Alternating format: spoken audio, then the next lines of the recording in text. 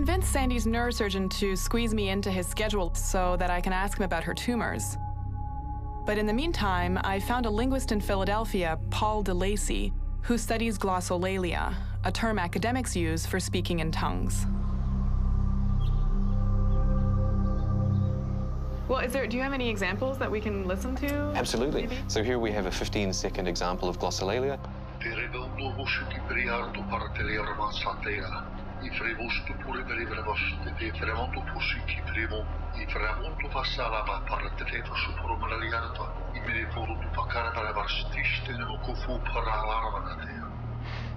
Wow, I mean, it really does sound like a different language. This is a native English speaker? Yes, this guy is an American English speaker and he speaks no other language. When someone speaks glossolalia, they use the same sounds from their native language and they even obey the same restrictions.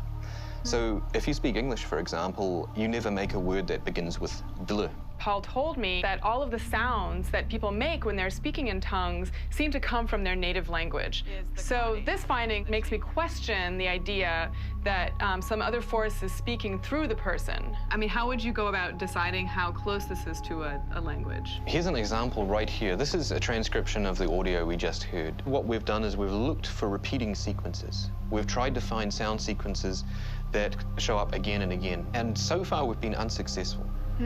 We haven't been able to spot any meaning in any of the glossolalia we have. Do you have any sense of how much control people have? They can speak glossolalia at the drop of a hat, just like we're having a conversation now. It might mean that everyone can speak glossolalia if they want to, and exactly what makes people glossolalia could be related to what babies do when they're first learning language. When they're speaking, they're not actually making words, they're making random strings of sounds, which is probably the same cognitive mechanism that is used when people go to speak glossolalia.